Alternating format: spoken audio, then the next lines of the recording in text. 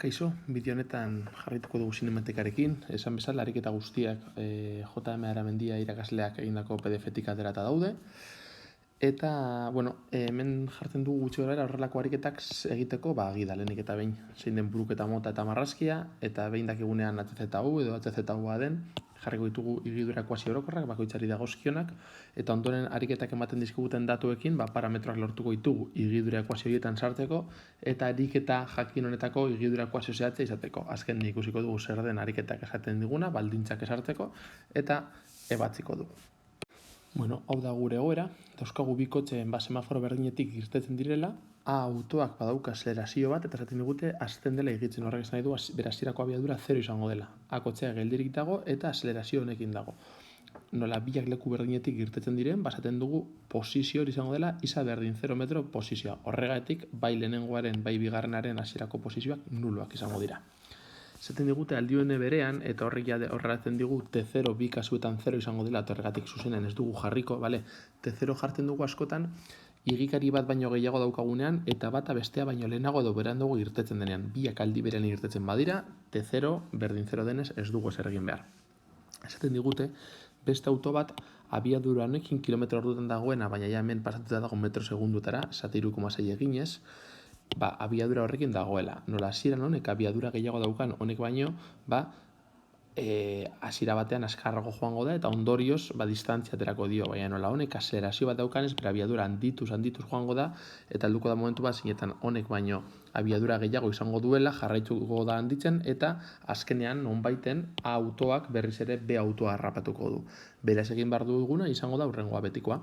Hemen parametroak dauzkagu, idatziko dugu honi dagozkion higidura ekuazioak, baina gogoratuz HZUA bezalako higidura ekuazioak bilatu behar ditugula, eta bigarren kotxean HZU. Jarriko dugu bakoitzari dagozkion higidura ekuazio orokorrak, sartuko ditugu parametroak, eta behin daukagunean higidura ekuazio zehatzak, ariketa ebastera joan gaitezke. Beraz, autoan higidura zuzun uniformeki azleratua, hau dira bere higidura ekuazio orokorrak, eta behin sartzen ditugunean parametroak, goratu hasierako posizioa 0, hasierako abiadura 0 geldirik hasten delako, azelerazioa 2, ariketak esaten digulako, guztia metro eta segundutan jarrita dago. Hemen hasierako abiadura eta azelerazioa berdin, eta hemen azelerazio konstantean ez beti izango da 2. Eta modu berdinean B autoa, baina kasu honetan HZUa izan beharrean, nola ez daukan azelerazioa eta bere abiadura konstantea den, hemen daukagu, fijatzen bazarete, kasu honetan abiadurak parametro bat izango da konstantea delako beti delako berdina. Eta jartzen ditugu ariketaktik lortutako parametroak. Hauek dira lortzen dugun A kotxearen eta B kotxearen higidura ekuazio orokorrak. Jarriko ditugu txukunago 0ak kentzen, eta joango gara ariketak zer eskatzen dugun ikustera.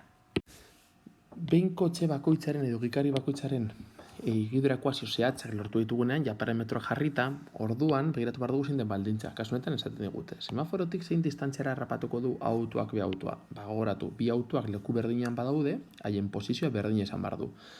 Orduan egin beharko duguna da, emetik atera informazioa zein denboratan aurkituko diren, eta denbora horrekin barantzun dezakegu non topatzen diren, zein izango den bakoitzak izango duen abiadura, eta baita ere igarotako denbora. Hau da, baldintza honekin erantzuna emango diogu, hiru galdera hauei. Hau egiterakoan berdintzen dugu A kotxearen posizio ekuazioa eta B kotxearen posizio ekuazioa, eta hau agertzen zaigu. Nolamente karratu gertzen den eta mente, T kanpora doaz eta geratzen zaigu T berdin 30 segundu. Beraz, 30 segundu igaro direnean, A kotxeak berriz ere harrapatuko du B kotxeak. Behin honek erantzuten du C atala, zenbat denbora pasatu da semaforotik igaro direnetik berriro elkartu arte. Hau izango zen C atalaren erantzuna. Orain denbora honekin kalkulatuko dugu non dauden kotxeak eta baita ere kotxe bakoitzak momentu horretan daukan abiadura.